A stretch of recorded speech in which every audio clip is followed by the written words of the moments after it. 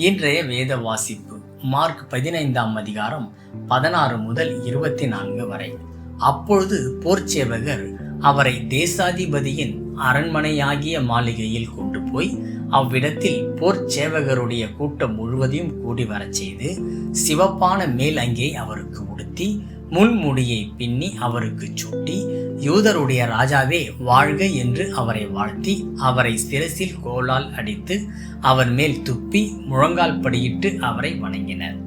அவரை பரியாசம் பண்ணின பின்பு சிவப்பான அங்கியை கழட்டி அவருடைய வஸ்திரங்களை அவருக்கு உடுத்தி அவரை சிலுவையில் அறையும்படி வெளியே கொண்டு போனார்கள். சீரேனே ஊரானும் அலெக்சந்தருக்கும் ரூப்புக்கும் தகப்பனும் ஆகிய சீமோன் என்னப்பட்ட ஒருவன் நாட்டில் இருந்து அவ்வழியே வருகையில் அவருடைய சிலுவையை சுமக்கும்படி அவனை பலவந்தம் பண்ணினார்கள். கபாலஸ்தலம் என்று அர்த்தம் கொள்ளும் கொல்கதா என்னும் இடத்துக்கு அவரை கொண்டு போய் வெள்ளை போலம் கலந்த திராட்சரசத்தை அவருக்கு குடிக்க கொடுத்தார்கள். அவர் அதை ஏற்றுக்கொள்ளவில்லை. அப்பொழுது அவரை சிலுவையில் அறைந்தார்கள். அதன் பின்பு அவருடைய வஸ்திரங்களை பங்கிட்டு ஒவ்வொருவன் ஒவ்வொரு பங்கை எடுத்துக்கொள்ளும்படி அவைகளை குறித்து சீட்டு போட்டார்கள். இன்றைய நற்செய்தி. அவருடைய சமாதான சிலுவை.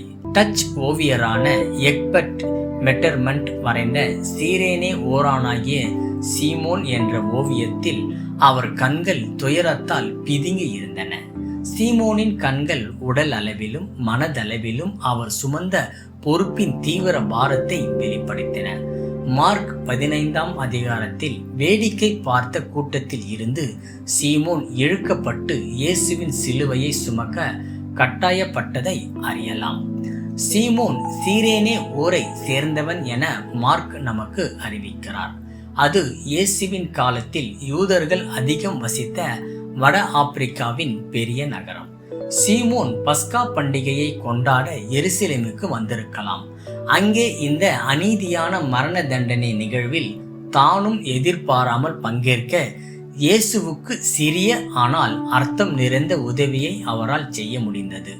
முன்னதாக மார்க்குவின் சுவிசேஷத்தில் இயேசு தம் பின் செல்பவர்களிடம், ஒருவன் என் பின்னே வர விரும்பினால் அவன் தன்னைத்தான் வெறுத்து தன் சிலுவையை எடுத்துக்கொண்டு என்னை பின்பற்ற கடவன் என்றார்.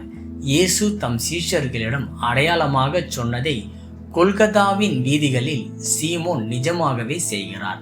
தனக்கு அளிக்கப்பட்ட சிலுவையை எடுத்து இயேசுவுக்காக அதை சுமந்தார். நாமும் சுமக்க வேண்டிய சிலுவைகள் உண்டு. அது நோயாக இருக்கலாம், கடினமான ஊழிய பணியாய் இருக்கலாம், நாம் நேசித்தவரின் மரணமாய் இருக்கலாம், அல்லது நம் விசுவாசத்தின் நிமித்தம் வரும் உபத்திரவமாய் இருக்கலாம்.